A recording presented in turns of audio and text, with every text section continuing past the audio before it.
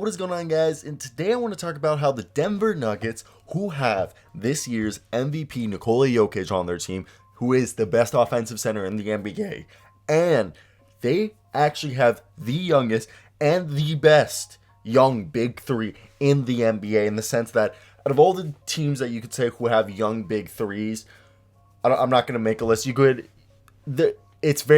argue all the teams that have these young duos that are young playoff teams. I think by far the best one is the Denver Nuggets with Jamal Murray, Michael Porter Jr., and their crown jewel, Nikola Jokic.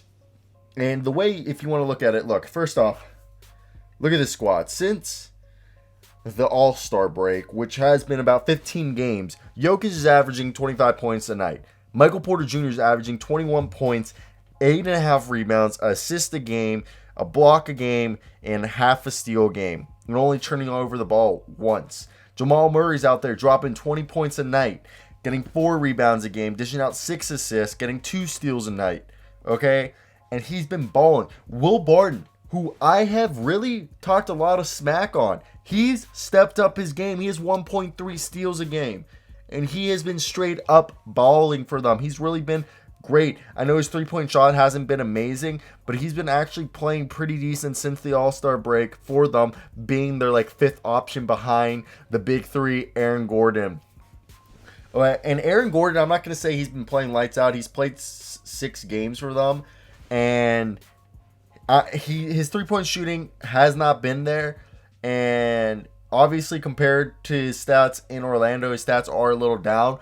But I think it's just him getting in, figuring out the chemistry, figuring out the schemes. Give him another week or two. That's why I'm not going to really talk about Aaron Gordon, even though he has shown flashes of what Aaron Gordon's going to be with the Denver Nuggets, which is awesome. It's just a really fun lineup to watch, the Denver Nuggets with Aaron Gordon out there when they run the Jamal Murray, Will Barton, Michael Porter Jr., Aaron Gordon, Nikola Jokic, which is obviously their best lineup.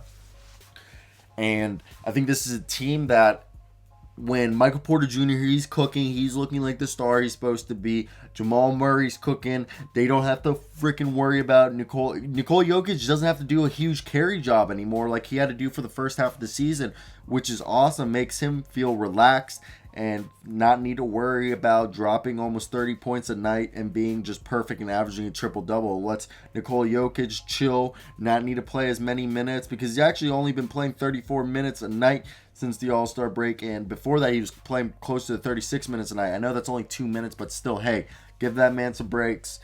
And if we want to talk about the rest of the team, I'm a big fan of Facundo Campazzo. He's a guy who plays about 22 minutes a night for them, and he really doesn't put up really big stats. Like, he only gets 3.2 points a game. He grabs 2.4 rebounds, dishes out 4.2 assists, and he gets about a steal a game. But he is a pesky defender. And as an Argentine myself, I'm a very big fan of Argentine basketball player. Facundo Campazzo is a hard worker. He's got great work ethic. He plays with a lot of energy. He's just a very high energy, pesky defender. Does all the little things that doesn't show up on the stat sheet. And he's a perfect complement when it's Monty Morris and Facundo Campazzo out there. I really like that little duo they have in the backcourt, because then they kind of run a lineup with either PJ Dozier or Paul Millsap and Jermichael Green. With JaVale McGee hasn't played much, but I think we'll see him get more and more minutes as we get closer to the playoffs. When he's came in, he's looked decent. It's great to see JaVale back in Denver. But yeah, I think this is a team that they're definitely going to make a run in the playoffs. And if you look, they're right now beating the Spurs, and they're going to beat the Spurs again. So it's going to be a really easy game for them.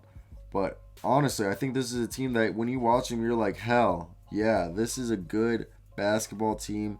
I think the one thing that you could have argued their problem was they needed a power forward, which they addressed. They got Aaron Gordon, and they got rid of Gary Harris, where they had a hole in the shooting guard position, so they moved their power forward, which was Michael Porter Jr., to the small forward position, put Aaron Gordon at the power forward position.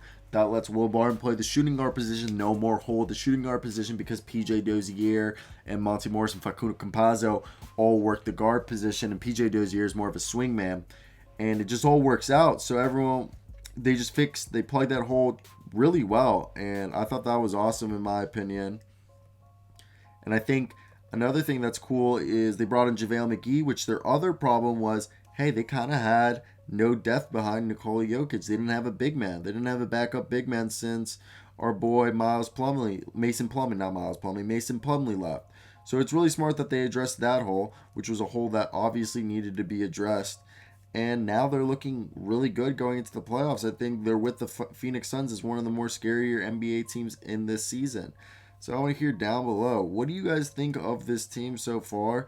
You know, they're about to be win 8 games in a row, and they'll be in 4th place. They're in front of the Lakers.